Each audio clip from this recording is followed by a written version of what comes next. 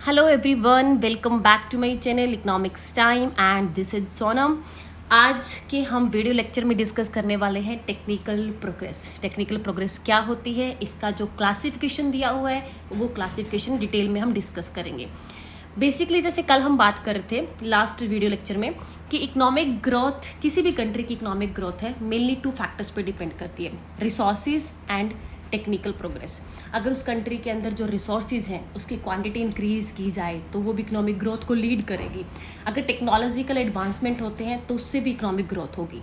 तो किसी भी कंट्री के अंदर जो टेक्नोलॉजिकल एडवांसमेंट होते हैं उसका इकोनॉमिक ग्रोथ पे, इंटरनेशनल ट्रेड पे एंड फैक्टर मूवमेंट्स पे सब पे इफेक्ट होता है। बेसिकली क्या करती है technical progress? That reduces the amount of both labour and capital required to produce any given level of output. अगर आपको same level of output produce करने के लिए एज कम्पेयर टू बिफोर, पहले की बजाय अगर आपको लेबर और कैपिटल कम की जरूरत पड़ रही है कि मान लीजिए आपको 100 यूनिट्स का प्रोडक्शन कर रहे हैं, उसके लिए आपको 2 units of labour and 2 units of capital की जरूरत पड़ रही है। अगर बाई सम हाउ कोई टेक्निकल प्रोग्रेस होती है, कोई नए तरीके इन्वेंशन, इनोवेशन, कुछ भी ऐसे टेक्नोलॉजिकल एडवांसमेंट होते हैं, तो अगर same level of output produce करने के लिए आपको पहले से कम लेबर और कम कैपिटल की जरूरत पड़ रही है कि अभी हमको 1 यूनिट ऑफ लेबर चाहिए, 1 यूनिट ऑफ कैपिटल चाहिए, this is known as technical progress. ठीक है, अभी हिक्स ने इसको क्लासीफाई किया है टेक्निकल प्रोग्रेस को 3 तरीके से, neutral, labour saving and capital saving technical progress. कल भी हम बात कर रहे थे कि 2 तरह से होती है एक क्लासिफिकेशन, जो बेसिकली 2 तरीके से होता है। बैलेंस्ड ग्रोथ होती है, एक बायस्ड ग्रोथ होती है। ठीक है, बैलेंस कब होती है? इकोनॉमिक ग्रोथ को हम कैसे दिखाते हैं कि उसका जो प्रोडक्शन पॉसिबिलिटी कर रहा है जब वो आउटर की साइड शिफ्ट हो जाए तो वो इकोनॉमिक ग्रोथ को रिप्रेजेंट करता है। बैलेंस कब होगा? जब labour and capital same proportion से अगर ग्रोथ होती है लेबर और कैपिटल में, तो जो प्रोडक्शन पॉसिबिलिटी कर्व है वो बिल्कुल इवनली शिफ्ट होगा। कि अगर हम ओरिजिन से कोई भी हम लाइन ड्रॉ करते हैं तो उस लो लाइन जहाँ पे भी कट करती है दोनों ही प्रोडक्शन पॉसिबिलिटी कर्व को, तो जो भी लाइन जहाँ जो भी पॉइंट आता है उस पॉइंट पे दोनों ही प्रोडक्शन पॉसिबिलिटी कर्व है उनका स्लोप बिल्कुल सेम होगा। राइट। बायस ग्रोथ कब होती है? जब सिर्फ एक फैक्टर की क्वांटिटी को इंक्रीज किया जाता है। मान लीजिए सिर्फ लेबर की क्वांटिटी को इंक्रीज किया गया, तो जो भी लेबर इंटेंसिव गुड है जिसमें लेबर का यूज ज़्यादा होता है प्रोडक्शन के अंदर, तो प्रोडक्शन पॉसिबिलिटी को उस डायरेक्शन में ही ज़्यादा शिफ्ट होगा, तो उसको बायस ग्रोथ के नाम से जानते हैं। ठीक है, तो टेक्निकल प्रोग्रेस को हिक्स ने क्लासीफाई किया है neutral technical progress, labour saving technical progress and capital saving. तो सबसे पहले हम बात करते हैं न्यूट्रल टेक्निकल प्रोग्रेस की। It increases the marginal productivity of capital and labor in the same proportion, यानी सेम अनुपात में कैपिटल की प्रोडक्टिविटी भी इंक्रीज होगी एंड लेबर की, तभी इसको न्यूट्रल बोलते हैं। ठीक है, at the given capital labour ratio, कि जो कैपिटल लेबर रेशियो है वो अनचेंज रहना चाहिए। कि टेक्निकल प्रोग्रेस से पहले जो कैपिटल लेबर रेशियो था, यानी जिस अनुपात में आप कैपिटल और लेबर को यूज कर रहे थे प्रोडक्शन के लिए, अगर 2/1 अगर उसका रेशियो 1 था, मान लो 2 units of labour and 2 units of capital आप यूज कर रहे हो, तो रेशियो उसका 1 आता है। तो आफ्टर टेक्निकल प्रोग्रेस भी सेम रेशियो ही होना चाहिए, यानी अगर सेम प्रोपोर्शन में आप कैपिटल लेबर को बढ़ाओगे, इसको डबल कर दो, कैपिटल को भी डबल कर दो, लेबर को भी डबल कर दो, तो रेशियो क्या हुआ? सेम ही रहेगा। ठीक है, तो उसको बोलेंगे हम न्यूट्रल टेक्निकल प्रोग्रेस। अगर कैपिटल लेबर की प्रोडक्टिविटी है वो सेम प्रोपोर्शन के अंदर इंक्रीज होती है at the unchanged capital labour ratio. यहाँ पे जो हम क्लासिफिकेशन हमें दिया हुआ है दैट इज फैक्टर सेविंग, है ना, कि फैक्टर की जो अमाउंट है वो हमें पहले से कम की जरूरत पड़ती है।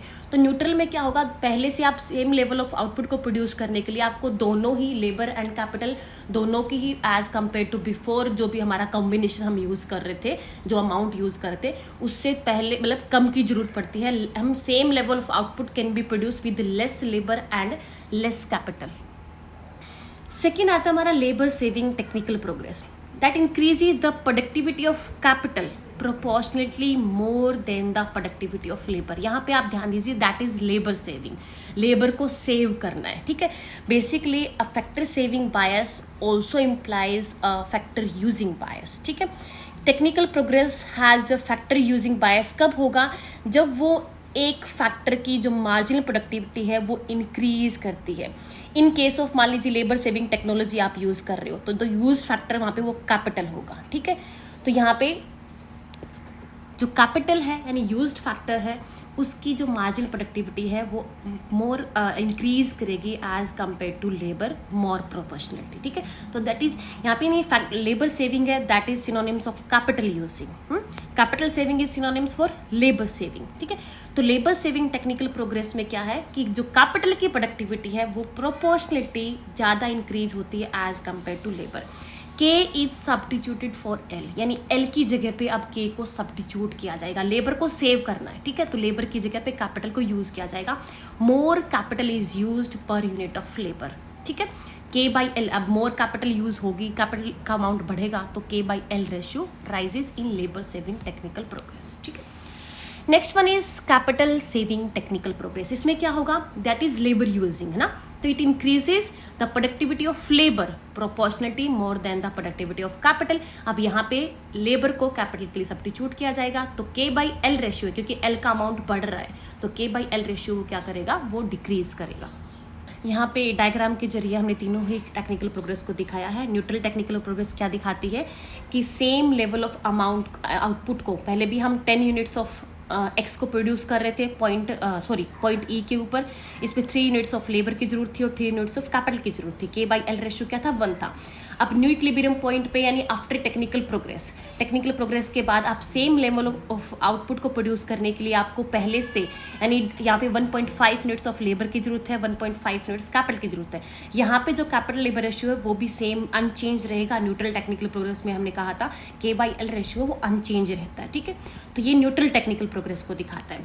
लेबर सेविंग टेक्निकल प्रोग्रेस को देखिए कि पहले ई पॉइंट पे है, हम आफ्टर टेक्निकल प्रोग्रेस ई 1 पॉइंट पे जाते हैं। यहाँ पे देखिए आपको पहले केबल एल रेशियो हमारा 1 था, अब यहाँ पे same level of output produce करने के लिए आपको क्या चाहिए, 3 units of capital as it is है, 3 units of capital and 1 unit of labour की जरूरत है।